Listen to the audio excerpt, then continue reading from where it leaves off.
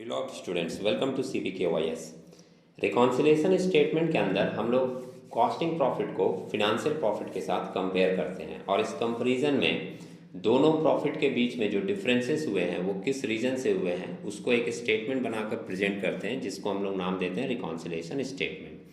Compulsory chapter है और आपके एग्जाम में एक क्वेश्चन इससे आता भी है। अभी हम लोग इसी का एक क्वेश्चन डिस्कस करेंगे। सराउंडिंग में आपको कुछ नॉइस भी मिल सकता है, हम लोग उसको अवॉइड करते हुए चलेंगे और फोकस रखेंगे अपने सम्स के ऊपर। रिकॉन्सिलेशन स्टेटमेंट की अगर कॉन्सेप्ट की बात करें तो इसके पीछे की कहानी बहुत ज़्यादा हो सकती है। सम्स करने के पॉइंट ऑफ व्यू से अगर बात करें तो सम्स करने के लिए अगर सिर्फ आप दो पॉइंट को भी ध्यान में रखोगे तो आपको कैलकुलेशन भी समझ में आएगा और आपको सम्स भी अच्छे से समझ में आ जाएगा। दो पॉइंट के अंदर सबसे पहला पॉइंट हम लोग ध्यान में रखते हैं कि अगर हम लोग कॉस्ट प्रॉफिट को लेकर चलें तो एडजस्टमेंट पढ़ने के बाद आपको ये देखना पड़ेगा कि उस एडजस्टमेंट का आपके कॉस्टिंग प्रॉफिट के ऊपर क्या असर पड़ा है। आपका प्रॉफिट उस इफेक्ट के कारण, उस एडजस्टमेंट के कारण घट भी सकता है और बढ़ भी सकता है। अगर आप ये पहला पॉइंट क्लियरली फाइंड आउट कर लिए तो फिर आप दूसरी बात सोचो कि अगर हमारा कॉस्टिंग प्रॉफिट इस एडजस्टमेंट के कारण रिड्यूस हो गया तो हम लोग फिनेंशियल के बराबर में जाने के लिए क्या करेंगे। बट ऑब्वियस है कि अगर हमारा प्रॉफिट रिड्यूस हो गया है तो फिनेंशियल प्रॉफिट के बराबर जाने के लिए हम लोग ऐड करेंगे। और अगर किसी भी एडजस्टमेंट के कारण हमारा कॉस्टिंग प्रॉफिट ऐड हो गया है, बढ़ गया है, तो हम लोग अपने कॉस्टिंग प्रॉफिट को रिड्यूस करके फिनेंशियल प्रॉफिट के बराबर कर सकते हैं। तो सिंपल सी दो पॉइंट है। अगर आप एडजस्टमेंट पढ़कर ये समझ पाते हैं कि उस एडजस्टमेंट का आपके प्रॉफिट के ऊपर क्या असर पड़ा, आपका प्रॉफिट बढ़ा है या घटा है, तो उसके हिसाब से सेकेंड पॉइंट आप ले सकते हैं। अगर आपका कॉस्टिंग प्रॉफिट उस एडजस्टमेंट के कारण बढ़ गया है तो आप लेस कर देंगे, और अगर आपका कॉस्टिंग प्रॉफिट उस एडजस्टमेंट के कारण कम हो गया है तो आप ऐड करके फिनेंशियल प्रॉफिट के बराबर कर देंगे। इन दोनों बातों को ध्यान में रखकर हम लोग एक सम्स देखते हैं। उस सम्स की कैलकुलेशन अगर आप नोट करके करेंगे तो आपको और ज़्यादा बेहतर समझ में आएगी। ये 2017 का पेपर है, आप देख रहे हैं स्टार्टिंग में मेंशन किया है 2017 ग्रुप ए। सारे क्वेश्चन में जाने नहीं है इसलिए डायरेक्ट हमने क्वेश्चन निकाल लिया आपका क्वेश्चन नंबर 12, जो कि आपका रिकॉन्सिलेशन स्टेटमेंट से रिलेटेड है। क्वेश्चन जब इसके पूछे जाते हैं तो कभी कभी एक ही क्वेश्चन आपका 10 नंबर या 15 नंबर का दे दिया, और कभी कभी इस तरीके के भी क्वेश्चन बनते हैं। आप समझ सकते हो कि एक 2-3 नंबर का थ्योरेटिकल क्वेश्चन दे दिया और उसके साथ एक सम्स वाला क्वेश्चन ऐड कर दिया। तो थ्योरेटिकल क्वेश्चन आपको बुक में मिल सकते हैं, कहीं भी मटेरियल में मिल सकते हैं। हम लोग डायरेक्ट सम्स के ऊपर आते हैं। सम्स को देखिएगा और एडजस्टमेंट समझने की कोशिश कीजिएगा। फर्स्ट वाला पॉइंट जो आपको बताया गया वो आपके ध्यान में होना चाहिए। क्या कि एडजस्टमेंट पढ़ने के बाद हम लोग डिसाइड करेंगे कि इस एडजस्टमेंट का हमारे कॉस्टिंग प्रॉफिट के ऊपर क्या इफेक्ट पड़ा है। From the following data prepare a reconciliation statement and show the profit और loss as per financial accounts. Costing का प्रॉफिट आपका दिया हुआ है इस सम्स में, और आपको एज पर फिनेंशियल अकाउंट कितना प्रॉफिट होगा ये निकालना पड़ेगा। फर्स्ट लाइन मेंशन किया net profit as per cost account 66,760। यहाँ से हम लोग सम्स को स्टार्ट करेंगे और टारगेट भी हमारा होगा कि एडजस्टमेंट का कॉस्ट प्रॉफिट के ऊपर, दरअसल जिस प्रॉफिट को लेकर हम लोग सम्स शुरू करते हैं उसी के हिसाब से सोचते हैं कि एडजस्टमेंट का कॉस्ट प्रॉफिट के ऊपर क्या असर पड़ा है। फर्स्ट एडजस्टमेंट मेंशन कर रहा है factory cost under recovered in cost book. आप सोच कर देखिए कि अगर कोई भी खर्च आप अपने बुक में कम दिखा दोगे, अंडर रिकवर्ड किया है मतलब कम दिखाया है, कोई भी कॉस्ट अगर आप अपने बुक में कम दिखा दोगे, खर्चे आप कम दिखा दोगे तो आपका प्रॉफिट बढ़ जाएगा। अब अगर आपका प्रॉफिट बढ़ गया है तो आपको इसको लेस करके एडजस्टमेंट करना होगा। तो ये आइटम जो है वो हमारा लेस में जाएगा। मैं शॉर्ट में अभी बता रहा हूँ, फिर हम लोग सॉल्यूशन में भी देखेंगे। सेकेंड वाला लाइन बोल रहा है कि administration overhead recovered in excess. Administration overhead recovered in excess, administration overhead ज़्यादा दिखा दिया। आप अगर खर्चे ज़्यादा दिखा दोगे तो आपका प्रॉफिट कम हो जाएगा। अब अगर आपका प्रॉफिट कम हो गया है तो आप ऐड करके इसको फिनेंशियल के बराबर कर सकते हैं। मतलब ये जो सेकंड वाला पॉइंट है ये ऐड में जाएगा। थर्ड नंबर पॉइंट मेंशन किया है depreciation charge in financial book 3660। तो इससे कोई एडजस्टमेंट हो नहीं पाएगा क्योंकि ये सिर्फ बता रहा है कि फिनेंशियल बुक में इतना दिखाया गया। जब भी कोई एक्सपेंसेस ज़्यादा या कम दिखाया जाता है तब उसकी एडजस्टमेंट होती है, क्योंकि उसके कारण हमारा प्रॉफिट इफेक्ट होता है। तो डेप्रिसिएशन फिनेंशियल बुक में दिखाया गया 3660, और नीचे मेंशन किया है कि depreciation recovered in cost book या कॉस्टिंग में 3950। तो यहाँ पर आप देख रहे हो इन दोनों फिगर को मिलाकर आप अगर देखो डेप्रिसिएशन वाला, तो आपको दिखेगा कि हम लोगों ने कॉस्ट बुक में ज़्यादा डेप्रिसिएशन चार्ज कर दिया है। फाइनेंशियल में 3660 है और हम लोगों ने कॉस्ट बुक में 3950 चार्ज कर दिया। तो अगर लॉस आप ज़्यादा चार्ज कर देंगे अपने बुक में तो आपका प्रॉफिट कम हो जाएगा, और अगर हमारा प्रॉफिट कम हुआ है तो हमारा ये डेप्रिसिएशन वाला आइटम भी क्या होगा, ऐड में चला जाएगा।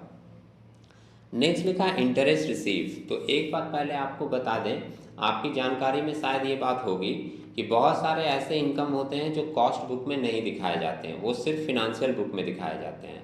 तो वो सारे इनकम अगर फिनेंशियल बुक में दिखाए गए और कॉस्ट बुक में हम लोगों ने नहीं दिखाए, तो अगर कोई भी इनकम आप नहीं दिखाओगे तो इससे आपका प्रॉफिट कम हो जाएगा। तो इंटरेस्ट रिसीव एक इनकम है जो कॉस्ट बुक में नहीं दिखाया गया होगा और जिसके कारण हमारा प्रॉफिट कम हो गया होगा। तो इसलिए इंटरेस्ट रिसीव जो है वो हम लोग क्या करेंगे, ऐड कर देंगे एडजस्टमेंट करने के लिए। कुछ लोगों के ध्यान में ये आ सकता है कि ऐसा तो सम्स में कहीं लिखा नहीं है, ये बेसिक अकाउंटिंग ट्रीटमेंट है, ये बेसिक अकाउंटिंग रूल है कि कुछ ऐसे इनकम होते हैं जो इनकम कॉस्ट बुक में दिखाए नहीं जाते। तो ये चीज़ आपको ध्यान में रखनी पड़ेगी। और हमने स्टार्टिंग में ही कहा था कि चैप्टर के पीछे की कहानी बहुत ज़्यादा है। हम लोग अगर टू दी पॉइंट सिर्फ क्वेश्चन के बारे में सोचें तो चीज़ें समझ में आएगी, और अगर पूरे चैप्टर को एक बार सोचोगे ओवरऑल तो बहुत जगह पर आपको कन्फ्यूजन भी होगा। तो इंटरेस्ट रिसीव जो है वो हमारा इनकम है जो कि कॉस्ट बुक में दिखाया नहीं गया होगा, और नहीं दिखाने के कारण हमारा कॉस्ट बुक का प्रॉफिट कम हो गया होगा। तो एडजस्ट करने के लिए हम लोग क्या करेंगे, कॉस्ट बुक का प्रॉफिट बढ़ा देंगे, मतलब ये एडजस्टमेंट ऐड में जाएगा। नेक्स्ट आइटम लिखा है income tax provided in the financial book. अब इनकम टैक्स के कारण आपका पैसा कटा होगा, एक्सपेंस है।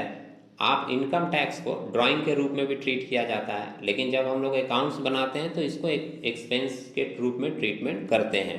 तो अगर कोई भी एक्सपेंस आप सिर्फ फिनेंशियल बुक में दिखाए हो और कॉस्ट बुक में नहीं दिखाए, कॉस्ट बुक में नहीं दिखाने के कारण ये आइटम आपका प्रॉफिट बढ़ गया होगा।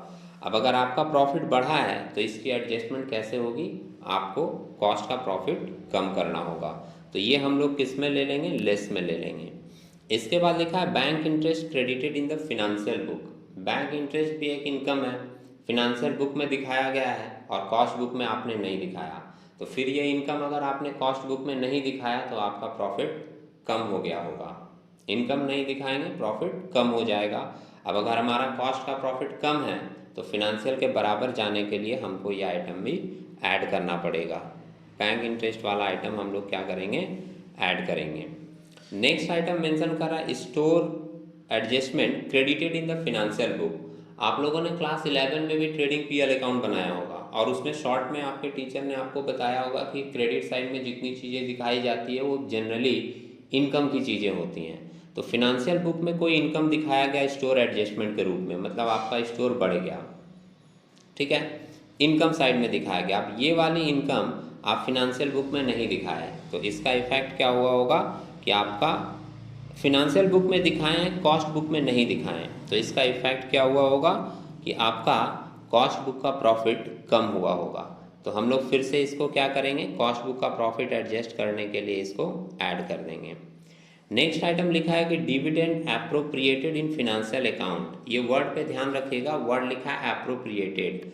एप्रोप्रिएटेड का मतलब होता है डिविडेंड बांटा गया है, कंपनी ने डिविडेंड डिस्ट्रीब्यूट किया है।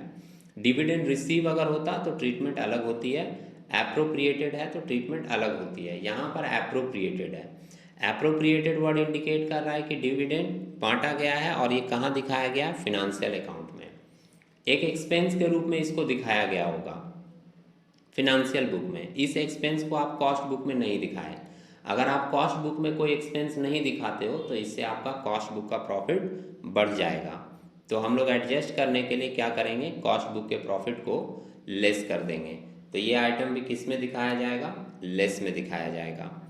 लास्ट एक एडजस्टमेंट है लॉस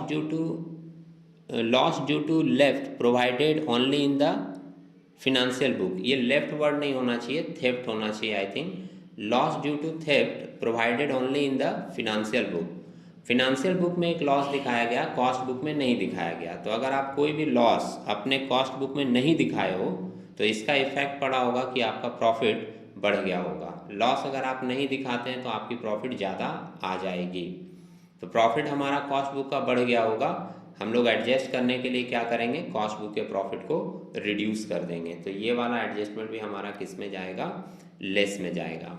अब एक बार देखते हैं इसको रिवीजन करके कि सॉल्यूशन में किस तरीके से इसकी प्रेजेंटेशन की गई है। ये आप देख रहे हैं यहाँ पर सॉल्यूशन है, statement showing reconciliation statement between financial account and cost account. Net profit as per cost account 66,760 दिया है सम्स में। अब इसमें ऐड किया गया है administration overhead recovered in excess. मैं फिर से रिपीट कर रहा हूँ दोबारा, जिनको कन्फ्यूजन हुआ हो वो चाहे तो सुन सकते हैं। ऐड कर रहे हैं administration overhead recovered in excess. आपने एडमिनिस्ट्रेशन ओवरहेड ज़्यादा दिखा दिया था कॉस्ट बुक में, जिसके कारण आपका प्रॉफिट घट गया होगा, इसलिए इसको ऐड किया गया है। नेक्स्ट लिखा है depreciation recovered in excess. Depreciation में एक लॉस है, आपने ज़्यादा दिखा दिया कॉस्ट बुक में। लॉस एक्सपेंस जब भी ज़्यादा दिखाओगे आपका प्रॉफिट कम हो जाएगा, और इसके कारण प्रॉफिट में इसको भी क्या किया गया, ऐड किया गया। Interest receive not recorded in cost book, bank interest not recorded in cost book, और store adjustment credited in financial book. ये तीनों क्रेडिट के आइटम है, ये तीनों इनकम के आइटम है। तो इनकम फिनेंशियल बुक में दिखाया गया, कॉस्ट बुक में नहीं दिखाया गया। अगर आप कोई भी इनकम कॉस्ट बुक में नहीं दिखाए होगे तो उसके कारण आपका कॉस्ट बुक का प्रॉफिट कम हो गया होगा, इसलिए ये तीनों आइटम को ऐड किया गया। ये ऐड वाला एडजस्टमेंट करने के बाद फाइनल फिगर बाहर गया 5640, और टोटल ऐड करके आया 72,400। और लेस के समय क्या क्या लिखा गया है लेस में, पहला लिखा है factory overhead under recovered in cost book. खर्चे अगर आप कम दिखा दोगे तो आपका प्रॉफिट बढ़ जाएगा, इसलिए क्या किया गया, इसको लेस में लिया गया है। Income tax provided in finance, depreciation of stock charge in finance, dividend appropriated in finance, loss due to theft provided in financial book.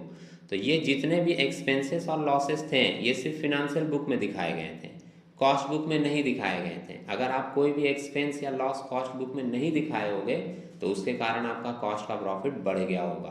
तो एडजस्टमेंट करने के लिए वो सारे आइटम क्या किए गए, लेस किए गए।